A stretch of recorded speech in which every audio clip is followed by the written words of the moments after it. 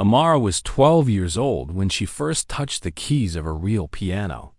And that single moment changed everything. Her mother, Rosa, had worked as a housekeeper in the Castellan mansion for almost 10 years. It was one of those homes that looked more like a palace than a house. Tall ceilings, white marble floors, chandeliers that sparkled like 1,000 tiny stars. The kind of place where even the air smelled expensive. Amara had grown up in the small servants' quarters at the back of the property. 2 tiny rooms with a shared bathroom. That was her world. But every day after school, while her mother cleaned and cooked and ironed clothes for the wealthy family who owned this place, Amara would wander through the big house like a ghost. She knew the rules. Don't touch anything. Don't make noise. Don't be seen. And she followed those rules perfectly. For years, she was invisible, but there was one room she could never stay away from. The music room in the east wing. It had tall windows that let the afternoon sun pour in like golden honey. The walls were lined with old paintings and shelves full of books. But in the center of the room sat the most beautiful thing Amara had ever seen. A grand piano. Black and shiny, with keys that looked like they were waiting for someone to wake them up. The first time Amara saw it, she just stood there, staring, her heart beating so fast she could hear it in her ears. She loved music more than anything in the world. Back when she was 8, she had found an old keyboard tutorial on her mother's cracked phone. She watched it over and over again, memorizing every lesson. But she didn't have a piano to practice on. So she did something that might sound a little crazy. She drew one on a long piece of cardboard. She drew 88 keys with a black marker. She labeled each one carefully. And every night, while her mother slept, Amara would sit on her bed and press her fingers against that paper keyboard. No sound came out, of course. But in her mind, she could hear the music perfectly. For 4 years. That was how she practiced. Then one Thursday afternoon, everything changed. Mr. Castellan, the billionaire who owned the mansion, was away on a business trip. The house was quiet. Most of the staff had gone home early. Amara's mother was busy in the laundry room on the other side of the property. Amara found herself standing outside the music room again. The door was open, just a little. She pushed it gently and stepped inside. The piano sat there, waiting. Her hands were shaking as she walked toward it. She knew she shouldn't. She knew that if anyone caught her, her mother could lose her job. They could be thrown out with nowhere to go. But something inside her was louder than the fear. She sat down on the velvet bench. She placed her fingers on the keys. And for the first time in her life, she pressed down. The sound that came out made her gasp. It was real. It was alive. It filled the whole room and wrapped around her like a warm blanket. She started to play.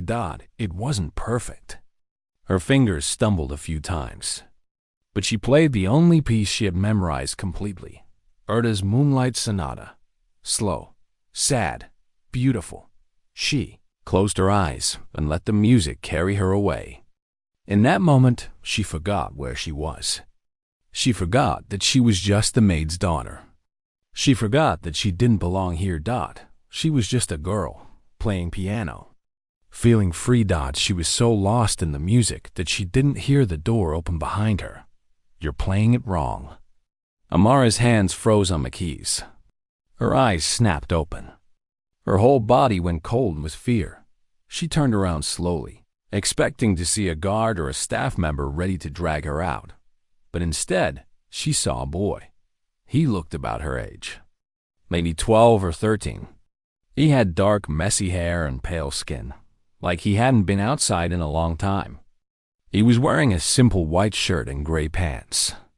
No shoes, but it was his eyes that made her pause. They were open, but they weren't looking at her. They were looking past her, through her, like he was staring at something very far away. "The tempo," the boy said, stepping into the room. One of his hands trailed along the wall as he walked. "You're rushing through the sad parts. Music needs to breathe. Especially that piece. Amara didn't move. She couldn't speak. The boy made his way to the piano bench and sat down beside her. Without hesitation, his fingers found the keys. And then he started to play the same piece. The same notes. But it sounded completely different. When he played, the music didn't just fill the room. It broke something open inside her chest. Every note was heavy with feeling. The kind of sadness that doesn't scream. It just sits there quietly, aching. Amara felt tears prick her eyes, and she didn't even know why. When he finished, the silence felt thick. Holy, almost. Who are you? Amara whispered. The boy tilted his head slightly, like he was listening to something she couldn't hear. I'm Ethan, he said. This is my house. Or it used to feel like it anyway. Amara's stomach dropped. Ethan. Ethan Castellan. The billionaire's son. She had heard the staff whisper about him. 3 years ago, there had been a terrible car accident. Ethan had survived, but he lost his sight completely. And his mother, Mrs. Castellan, had died that night. Since then, Ethan had locked himself away. He didn't go to school. He didn't talk to anyone. The staff said he spent his days alone in his room, refusing to come out. Some of them thought he had gone mute, but here he was, sitting next to her, talking. I'm sorry, Amara blurted out. I shouldn't be here. I didn't mean to. Please don't tell anyone. My mom works here, and if she finds out I touched the piano, she'll relax. Ethan's voice was calm, almost amused. I'm not going to tell anyone. You're not? No one comes to this room anymore, he said quietly. Not since my mom died. She was the one who played. This was her piano. Amara felt her heart squeeze tight. I'm sorry, she said again. But this time, she meant it differently. Ethan shrugged, but there was something heavy in the way his shoulders moved. How long have you been playing? He asked. 4 years, but I never had a real piano. I just practiced on a paper one I made. For the first time, Ethan's expression changed. His eyebrows lifted. A small smile tugged at the corner of his mouth. A paper piano? I drew the keys on cardboard. I know it sounds stupid. It doesn't sound stupid, Ethan interrupted. It sounds like someone who really loves music. Amara didn't know what to say. No one had ever said something like that to her before. They sat in silence for a moment. Then Ethan turned his face toward her, even though his eyes couldn't see. Come back tomorrow, he said. Same time. I'll teach you how to play it properly. But won't we get in trouble? Ethan's smile grew a little wider. A real smile this time. No one pays attention to this wing of the house anymore. It's just me and the dust and the ghosts. He paused. And now you, I guess. Amara didn't know if she should laugh or cry. So she just nodded. Okay, she whispered. I'll come back. And for the first time in 3 years, Ethan Castellan had something to look forward to. The next day, Amara almost didn't go. She spent the whole morning telling herself it was a bad idea. What if someone saw her? What if Ethan changed his mind and reported her? What if her mother found out? But when 4 o'clock came, her feet carried her to the east wing anyway. The music room door was already open. And there, sitting on the piano bench with his hands resting on his knees, was Ethan, waiting. When he heard her footsteps, his whole face changed. It was like watching a candle flicker to life in a dark room. You came, he said. I said I would. Amara walked over and sat beside him, leaving a little space between them. Her heart was still pounding, but not as hard as yesterday. Something about Ethan made her feel less afraid. So, she said nervously, where do we start? Ethan smiled. It was a small smile, but it was real. First, forget everything you think you know about piano, he said. You've been teaching yourself from videos, right? That means you've been learning with your eyes. But real music doesn't come from your eyes. It comes from here. He lifted one hand and placed it over his chest. And here. He tapped his temple. Amara nodded, then remembered he couldn't see her. Okay, she said out loud. I'm listening. And so the lessons began. Every afternoon, at exactly 4 o'clock, Amara would sneak into the music room. And every afternoon, Ethan would be there waiting. He was a strict teacher, much stricter than Amara expected. He would make her play the same passage over and over again until her fingers ached. He corrected her posture, her hand position, her breathing. He noticed every tiny mistake, even the ones she thought she had hidden. How do you even hear that? She asked one day, frustrated after playing the same line 15 times. Because I have to, Ethan said simply. When you can't see, you learn to hear everything. But he wasn't just strict. He was also patient. Kind, even. When Amara got something right, his face would light up with pride. When she made progress, he would nod and say, "Good," again. And somehow, that small word meant more to her than 100 compliments. Weeks passed. The autumn leaves outside the window turned gold, then red, then brown.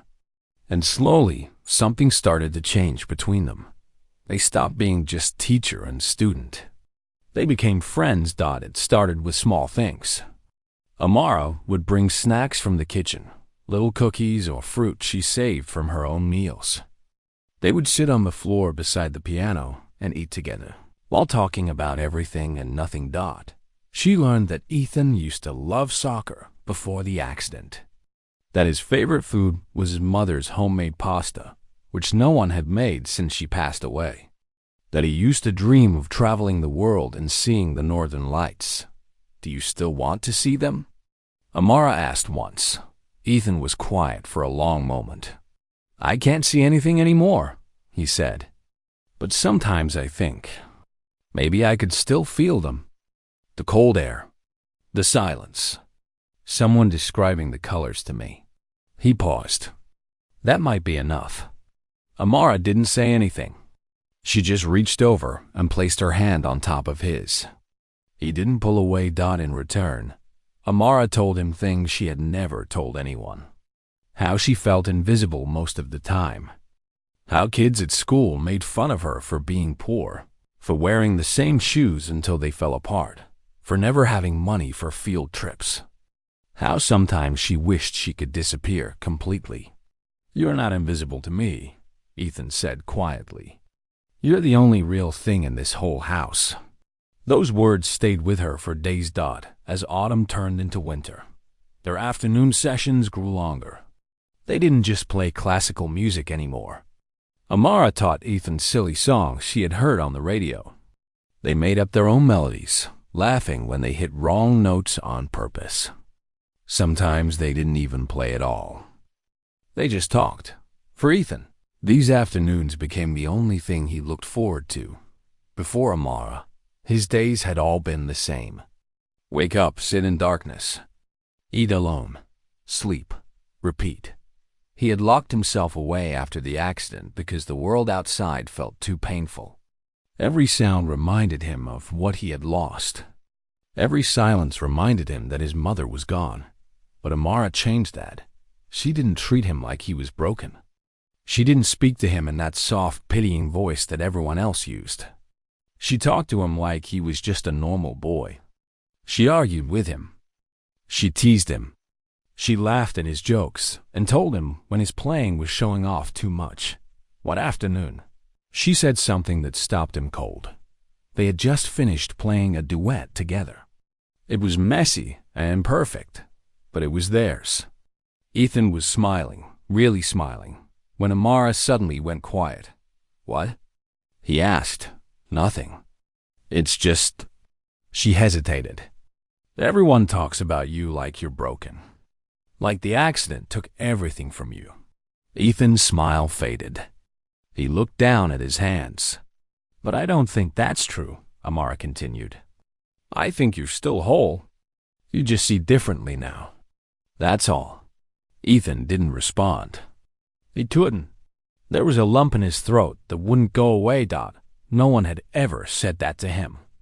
Not his father. Not the doctors. Not the therapists. Everyone looked at him with pity. Everyone treated him like something to be fixed.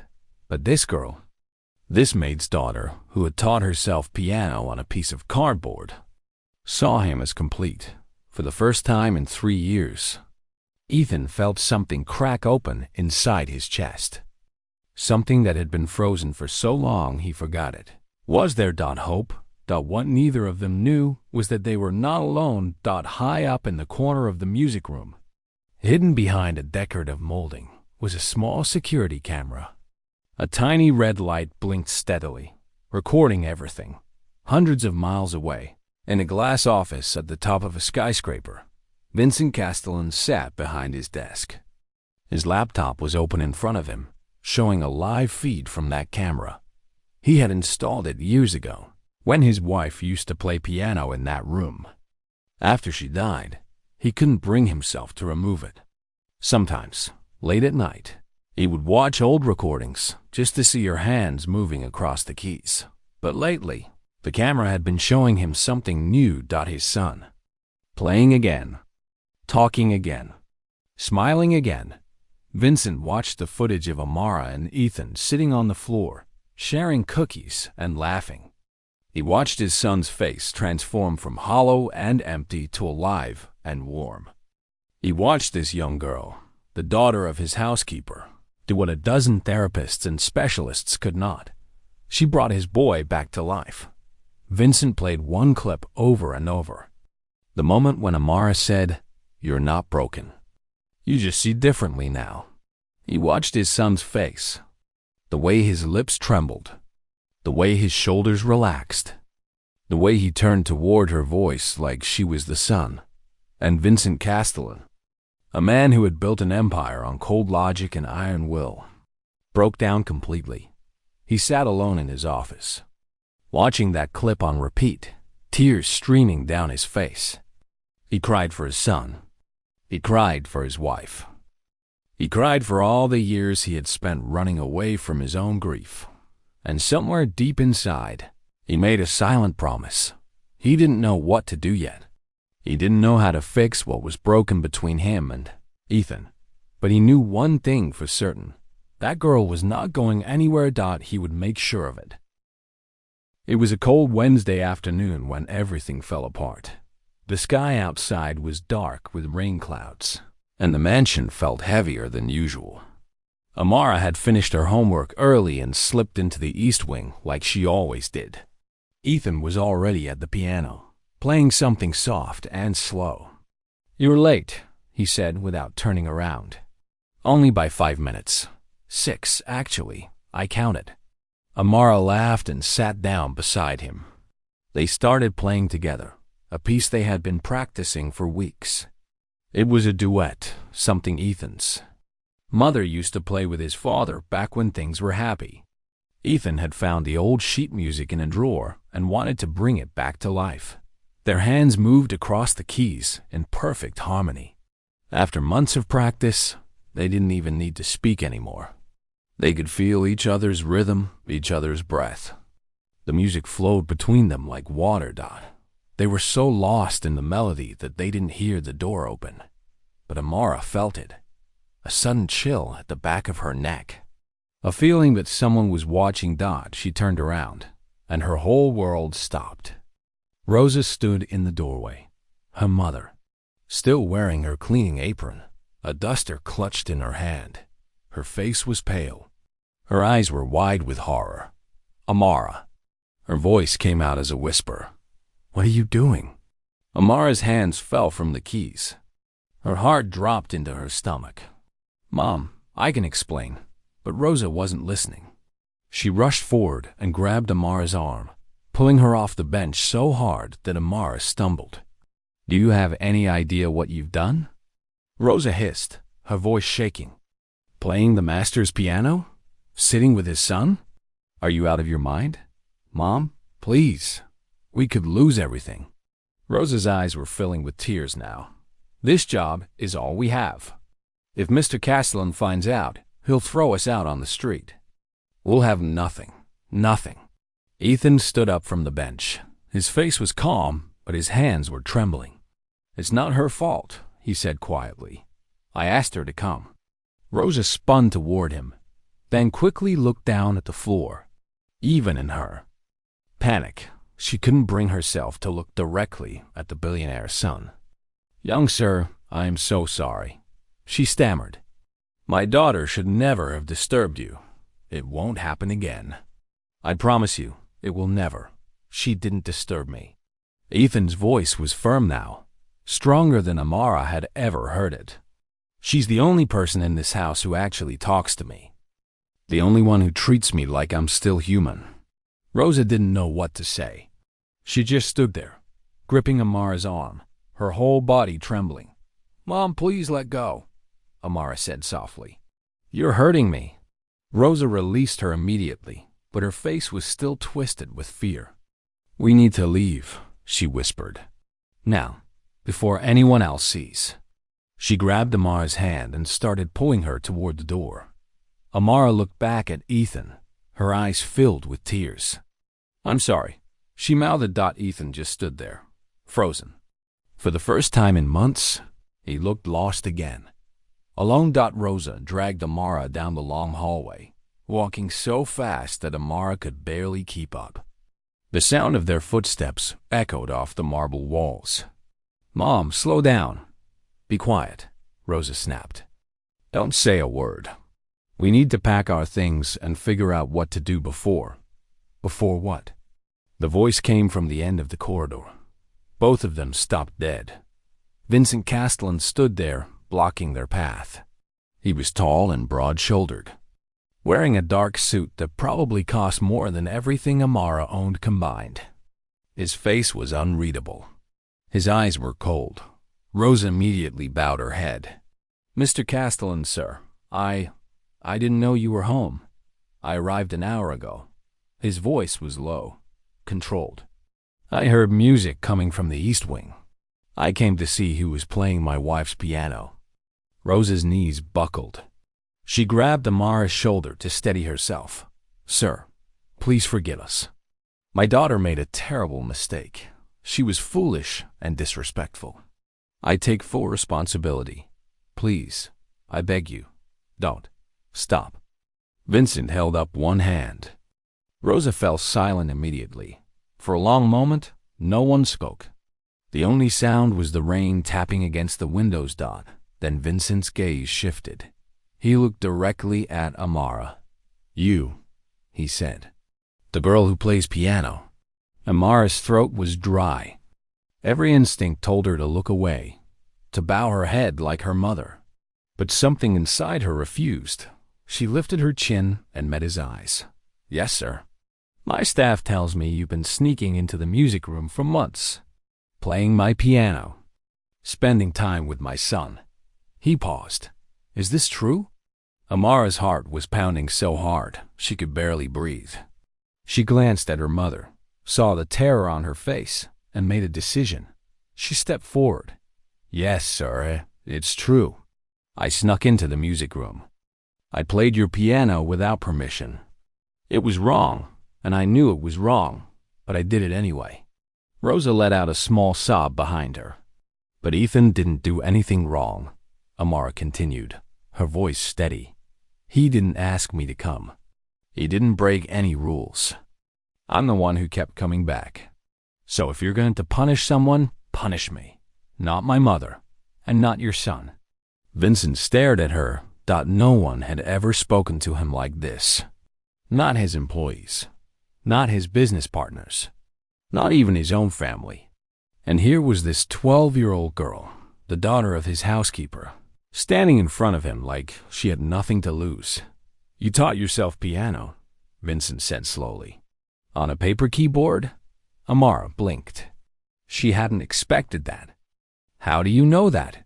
Vincent didn't answer the question. And you've been teaching my son to laugh again, to talk again, to play music again. Amara didn't know what to say. She just nodded. Vincent was quiet for a long time. Rosa was crying silently now, certain that this was the end, that they would be thrown out into the rain with nothing. But then something changed in Vincent's face. The hardness melted, just a little. And underneath it, Amara saw something she didn't expect. Pain. Deep, old, tired pain. "My son hasn't spoken to anyone in 3 years," Vincent said quietly. "He hasn't smiled. He hasn't touched that piano since his mother died. The doctor said he might never recover, that the trauma was too deep." He took a step closer to Amara. "And then you came along. A girl with no training, no money, no connections. A girl who practiced on cardboard because she couldn't afford a real instrument. And in a few months, you did what a team of specialists couldn't do in 3 years." Amara felt tears burning in her eyes, but she refused to let them fall. Vincent turned to Rosa, who was still trembling. "Your daughter," he said, "is not to be punished." Rosa looked up, her face wet with tears. "Sir, you heard me?" Vincent's voice softened, just slightly. "She is not to be punished. And neither are you." He looked at Amara one more time. "And for just a second, she thought she saw something like gratitude in his eyes. Then he turned and walked away, his footsteps echoing down the empty hallway. Rosa collapsed against the wall, sobbing with relief. Amara wrapped her arms around her mother and held her tight. But even as she comforted her mother, Amara couldn't stop thinking about the look on Vincent's face. It wasn't anger. It wasn't coldness. It was the look of a man who had been carrying something heavy for a very long time. And maybe, just maybe, he was finally ready to put it down. After that day in the hallway, everything changed. Amara expected things to go back to normal. She thought Vincent would forget about her and move on with his busy life. She thought she and Ethan would have to be more careful, more quiet, more invisible. But that's not what happened at all. 3 days after the confrontation, Rosa came home from work with a strange look on her face. She sat down at their tiny kitchen table and stared at Amara like she was seeing her for the first time. "What's wrong?" Amara asked, suddenly worried. "Did something happen?" Rosa shook her head slowly. "Mr. Castellan called me into his office today." Amara's stomach tightened. "Are we in trouble?" "No." Rosa's voice was barely a whisper. He wants to hire a piano teacher for you." Amara blinked. "What? A professional? One of the best in the city. He's going to pay for everything. Lessons twice a week. Right here in the mansion." Rosa's eyes were wet. "He said you have a gift. He said it would be a waste to let it go untrained." Amara couldn't speak. She just sat there, her mouth open, trying to understand what was happening. "There's more," Rosa continued. "He wants Ethan to take lessons with you, together. He said you're good for his son." That night, Amara lay in bed staring at the ceiling. Her mind was racing. A real piano teacher. Professional training. Someone who could show her everything she had been trying to learn on her own for years. It felt like a dream. The kind you're afraid to believe in because you know you'll wake up. But she didn't wake up. The following week, a woman named Mrs. Chun arrived at the mansion. She was in her 60s, with silver hair pulled back in a tight bun and sharp eyes that missed nothing. She had trained concert pianists. She had played in symphony halls around the world. And now, for reasons Amara still didn't fully understand, she was here to teach a maid's daughter and a blind boy. Mrs. Chun was tough. Tougher than Ethan had ever been. She made them practice scales until their fingers cramped. She corrected their posture 100 times a day. She never praised them, never smiled, never said, "Good job." But slowly, painfully, they got better. Amara's technique sharpened. Her timing improved.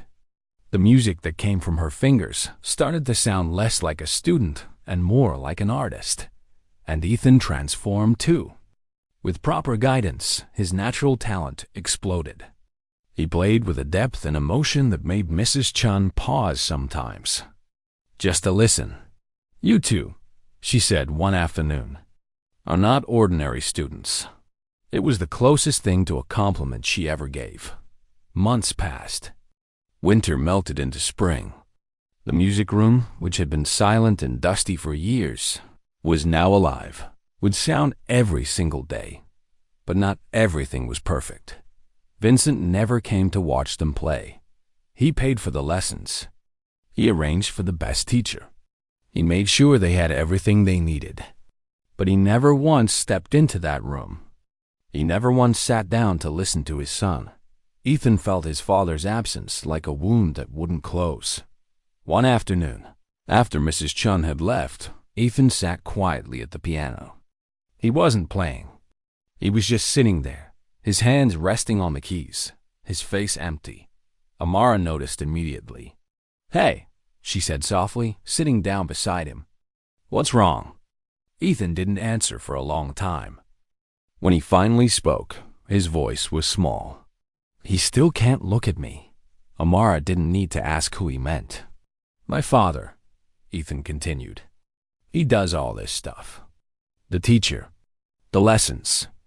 But he never comes. He never talks to me. It's like he's trying to fix me from far away. Like he can't stand to be in the same room." Amara felt her heart ache for him. "Maybe he's scared," she said quietly.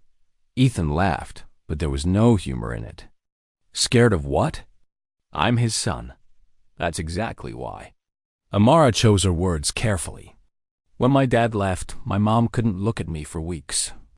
Not because she didn't love me, but because I reminded her of him, of everything she lost." Ethan turned his face toward her, listening. "Maybe it's the same for your father," Amara said. "Maybe when he looks at you, he sees your mom. He sees the accident. He sees everything that went wrong. And it hurts so much that he doesn't know how to handle it. So he just stays away? People do strange things when they're in pain. They run. They hide. They build walls." Amara paused. "It doesn't mean he doesn't love you. It might mean he loves you so much that it breaks him." Ethan was quiet for a long moment. A tear slipped down his cheek, but he didn't wipe it away. "I just want my dad back," he whispered. "I don't care about the lessons or the money or any of it. I just want him to sit with me. Even if we don't talk. Even if we don't play. I just want him to be here." Amara reached over and took his hand. She didn't say anything. Sometimes there are no words. Sometimes all you can do is hold on. What neither of them knew was that Vincent was standing just outside the door. He had come to check on something with the household staff when he heard voices from the music room. He stopped. He listened. And he heard everything. He heard his son say, "I just want my dad back." He heard Amara explain his own pain better than he ever could. He heard the raw, broken longing in Ethan's voice. The same longing Vincent had been running from for 3 years. Vincent pressed his hand against the wall and closed his eyes. His chest was tight. His throat burned. For 3 years, he had buried himself in work, meetings, deals, numbers, anything to avoid the silence of this house. Anything to avoid looking at his son and seeing his wife's eyes staring back at him. He told himself he was giving Ethan space. He told himself it was better this way. But the truth was simpler and uglier. He was a coward. He had been so afraid of his own grief that he abandoned the one person who needed him most. That night, Vincent didn't sleep. He sat in his study, staring at the old family photos on his desk. His wife smiling. Ethan as a baby. The 3 of them at the beach, happy and whole. He opened his laptop and watched the old footage again. Ethan and Amara playing together, laughing together. The moment when Amara said, "You're not broken." And then the footage from today. Ethan crying quietly at the piano. saying, "I just want my dad back." Vincent watched it over and over until the sun came up. And somewhere in those long, dark hours, something shifted inside him. He couldn't change the past. He couldn't bring his wife back. He couldn't undo the accident or the years of silence. But he could change what happened next. He picked up his phone and made a call. "Cancel my meetings for the next 2 weeks," he said. "All of them." The voice on the other end hesitated. "Sir, are you sure?" "The board meeting alone. I said all of them." He hung up and sat back in his chair. For the first time in 3 years, Vincent Castellan was going to stop running. He was going to be a father again. The next morning, Ethan woke up to something strange. Silence. Usually, the mansion was full of sounds by this hour. Staff walking through the halls. Phones ringing. Doors opening and closing. But today, everything was quiet. He got out of bed and made his way slowly down the corridor, one hand trailing along the wall like always. When he reached the staircase, he heard something that made him stop. Piano music. It was coming from the east wing. From his mother's music room. But it wasn't Amara. The style was different, heavier, rougher. Like someone who used to play beautifully but hadn't touched the keys in years. Ethan's heart started to pound. He walked toward the sound, moving faster than usual, his fingers brushing the walls for guidance. When he reached the doorway, he stopped. "Dad?" The music stopped. For a long moment, neither of them spoke. Ethan stood frozen in the doorway. Vincent sat at the piano bench, his hands still resting on the keys. "I used to play this for your mother," Vincent said quietly, "before you were born. She would sit right where you're standing and listen." Ethan didn't move. He didn't know what to say. "I haven't touched this piano since she died," Vincent continued. His voice was rough, like he was fighting to get the words out. "I couldn't. Every time I looked at it, I saw her. And it hurt too much." Ethan felt tears burning in his eyes. "But last night, I realized something." Vincent paused. "I've been so busy running from the pain that I forgot what I was running toward. I forgot that I still have you." He stood up from the bench and walked toward his son. Slowly, carefully, like he was approaching something fragile. "I'm sorry, Ethan." His voice cracked. "I'm so sorry. I should have been here. I should have held you. I should have told you every single day that you are not alone." Ethan's tears spilled over. 3 years of silence. 3 years of loneliness. 3 years of wondering if his father even cared. And now, finally, here he was. "Dad," Ethan whispered. Vincent pulled his son into his arms and held him tight. Ethan buried his face in his father's chest and sobbed. All the pain, all the fear, all the longing came pouring out in that one embrace. They stood there for a long time, father and son, finally together. When they pulled apart, Vincent placed his hands on Ethan's shoulders. "I have an idea," he said, "and I need your help." 2 months later, the annual Castellan Foundation Gala took place. It was the biggest charity event of the year. 500 of the wealthiest and most powerful people in the country gathered in a grand ballroom decorated with crystal chandeliers and towering flower arrangements. Women wore designer gowns. Men wore tailored suits. Everyone smiled and shook hands and pretended to care about things that didn't matter. But this year was different. This year, Vincent Castellan had planned something no one expected.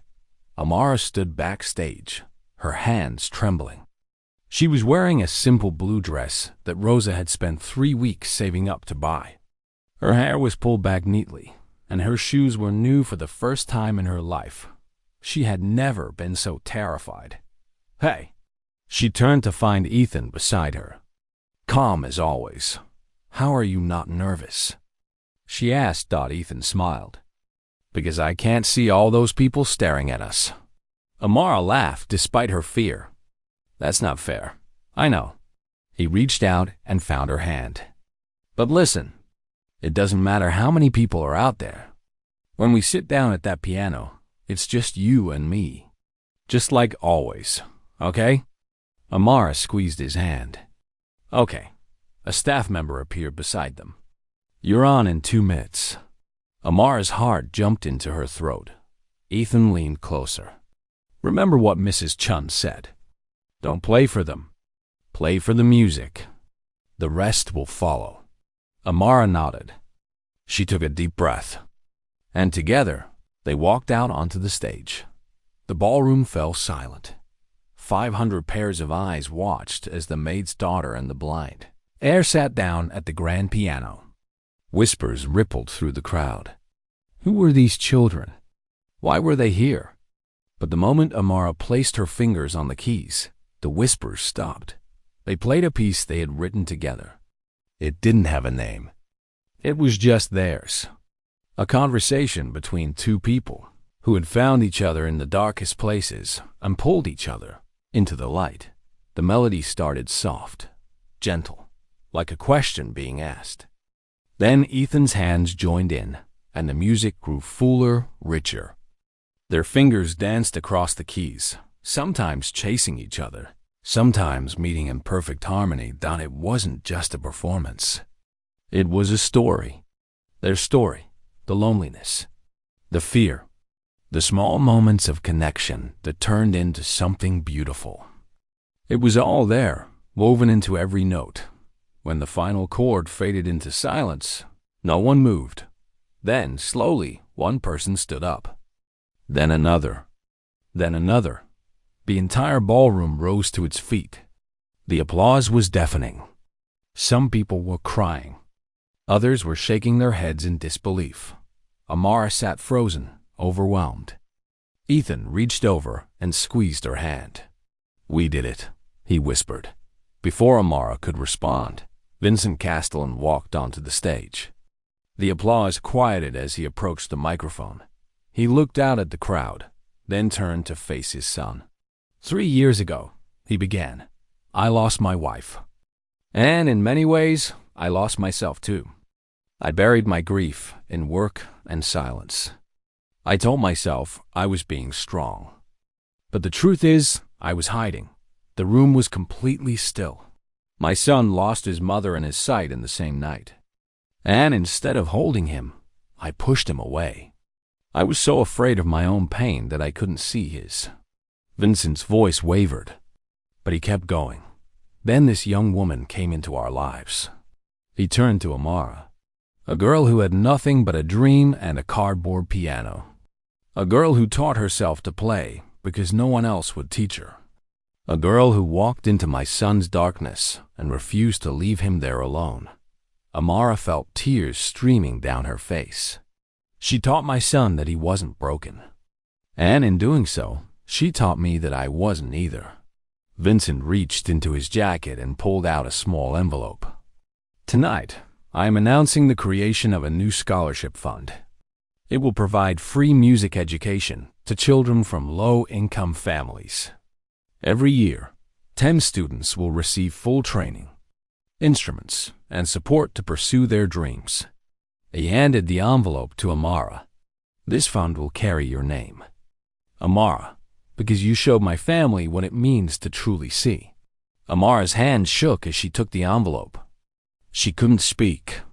She couldn't breathe. In the front row, Rosa sat in a beautiful gown that Vincent had insisted she wear.